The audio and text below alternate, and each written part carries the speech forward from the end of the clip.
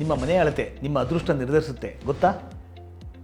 ಮನೆ ಕಟ್ಟುವಾಗಾದರೆ ದಿಕ್ಕು ನೋಡ್ತೀವಿ, ಬಾಗಿಲು ನೋಡ್ತೀವಿ, ಆದರೆ ಆಯ ನೋಡ್ತೀರಾ? ಯಾರಿಗೆ ಈ ಆಯದ ಲೆಕ್ಕಾಚಾರ ಅತ್ಯವಶ್ಯಕ? ಆಯ ಅಂದರೆ ಮನೆಯ ಉದ್ದಗಲ್ಲದ ಲೆಕ್ಕಾಚಾರದಿಂದ ನಿರ್ಧಾರವಾಗುವಂಥ ಒಂದು ವಾಸ್ತು ಸಂಖ್ಯೆ. ಇದು ತಪ್ಪಾದರೆ ನೆಮ್ಮದಿ, ಹಣ, ಆರೋಗ್ಯ ಎಲ್ಲದಕ್ಕೂ ತೊಂದರೆ. ಆದರೆ ಶುಭಾಯ ಬಂದರೆ ಸಂಪತ್ತು, ಸೌಭಾಗ್ಯ, ಯಶಸ್ಸು. ಇಲ್ಲಿ ನೆನಪಿಡಬೇಕಾದದ್ದು ಬೆಸ ಸಂಖ್ಯೆ ಶೇಷಗಳೆಂದರೆ 1, 3, 5, 7 ಇವು ಶುಭಾಯಗಳು. ಉದಾಹರಣೆಗೆ ಧ್ವಜಾಯ 1 ಅತಿ ಶುಭ, ಸಿಂಹಾಯ 3 ಧೈರ್ಯ ಯಶಸ್ಸು, ವೃಷಭಾಯ 5 ಧನಲಾಭ, ಧ್ವಜಾಯ 7 ವೃತ್ತಿ ಬೆಳವಣಿಗೆ. ಇನ್ನು ಸಮಸಂಖ್ಯೆಗಳ ಶೇಷಗಳೆಂದರೆ 2, 4, 6, 8 ಇವು ಅಶುಭಾಯಗಳು. ಆದರೆ ಧೂಮ್ರಾಯ, ಶ್ವಾನಾಯ, ಕರಾಯ, ಕಾಕಾಯ ಬಂದರೆ ತಕ್ಷಣ ಅಳತೆಗಳನ್ನು ತಪ್ಪಿಸಿ.